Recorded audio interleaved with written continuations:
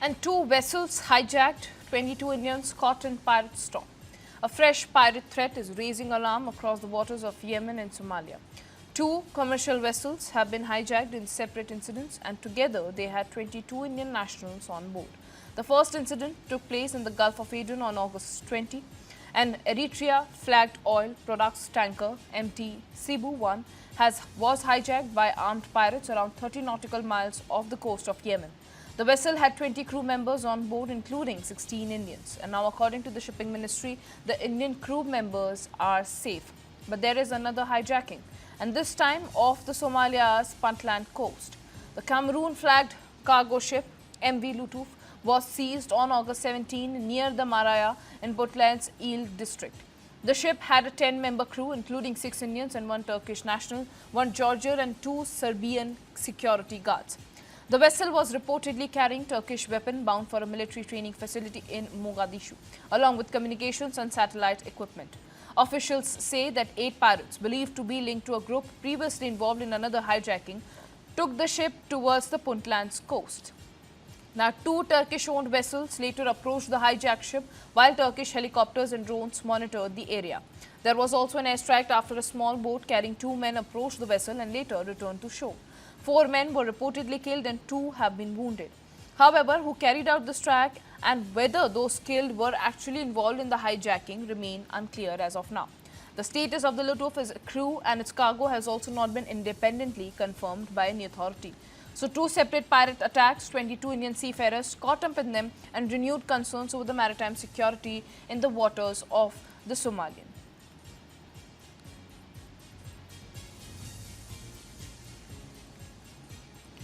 Major development coming in from Somalia and Yemen coast.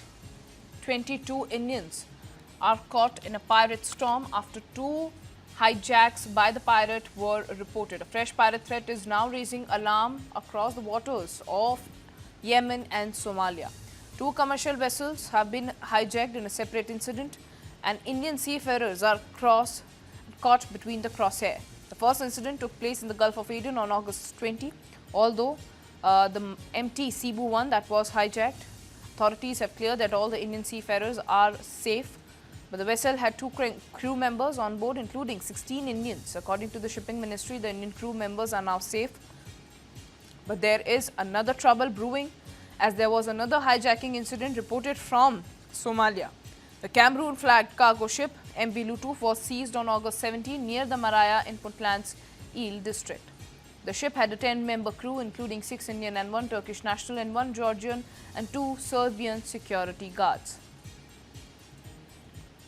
This is not the first time that piracy threat is being reported in Yemen and Somalian coast.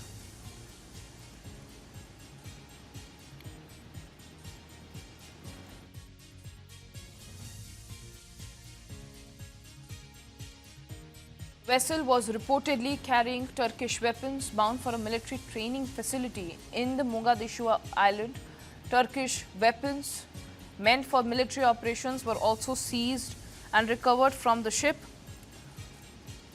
What operational role will Turkey play in the rescue still remains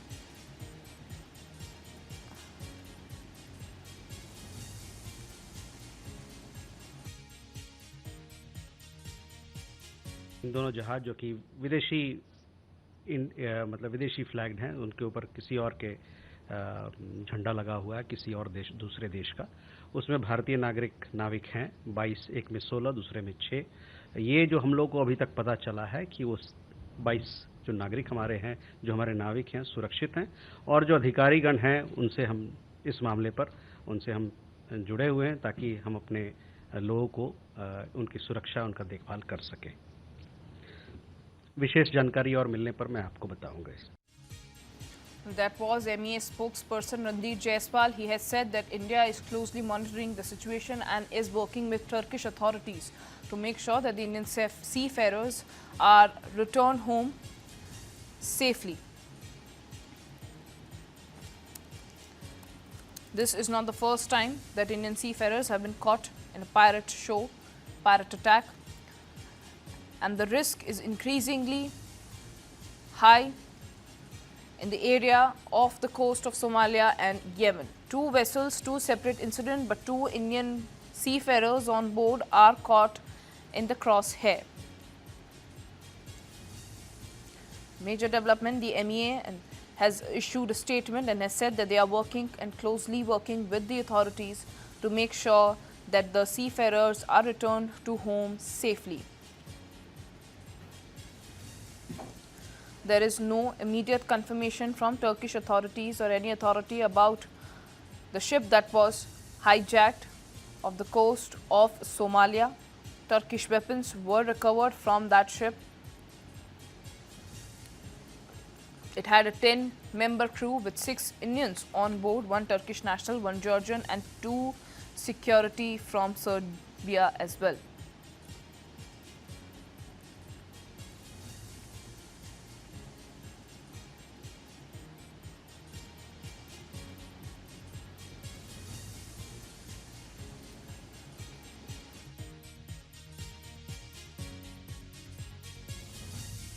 इन दोनों जहाज जो कि विदेशी मतलब विदेशी flagged हैं, उनके ऊपर किसी और के झंडा लगा हुआ है, किसी और देश, दूसरे देश का। उसमें भारतीय नागरिक नाविक हैं 22, एक में 16, दूसरे में 6। ये जो हम लोग को अभी तक पता चला है कि वो 22 जो नागरिक हमारे हैं, जो हमारे नाविक हैं, सुरक्षित हैं, और जो अधिकारीगण हैं उनसे हम इस मामले पर उनसे हम जुड़े हुए हैं ताकि हम अपने लोगों को उनकी सुरक्षा, उनका देखभाल कर सकें। विशेष जानकारी और मिलने पर मैं आपको बताऊंगा। Now, 2 commercial vessels carrying a total of 22 Indian nationals hijacked by pirates in separate incidents off the Yemen and the Somalia coast has now raised concerns over the rising piracy threat in the waters. 2 separate incidents, one near the Eritrea-flagged oil product tanker MT Sibu 1, which had 20 crew members and 16 Indians on board, was hijacked by armed pirates of the Gulf of Aden on August 20, around 30 nautical miles off the coast of Yemen. Fortunately, the shipping ministry official has informed that those crew members are safe. And to discuss more on this, I am being joined by Commander Dr. Bhushan Dewan, retired. He's a defense expert. Thank you so much, Mr. Dewan, for joining me, taking out the time and joining me on the broadcast. My question to you is, 2 vessels, 2 hijackings, and there are 22 Indian seafarers who have been caught in the middle of this pirate storm. How serious is this fresh pirate threat for the viewers to understand? Thank you, Nancy. After many years, this hijacking activity is picking up all over again. Malian pirates say that they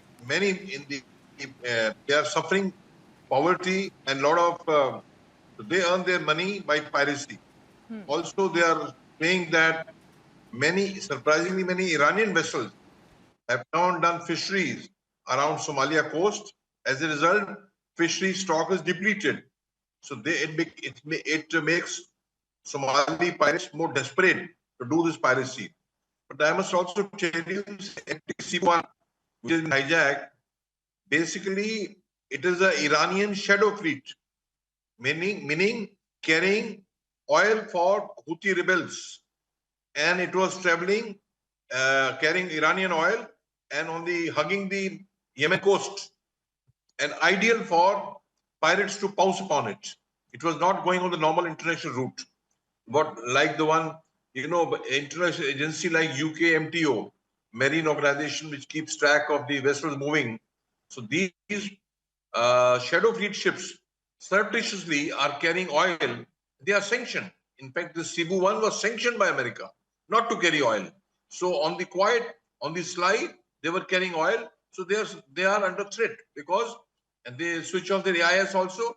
AIS meaning their identification system. So nobody can track them. It's like, incognito, going in dark. Got it.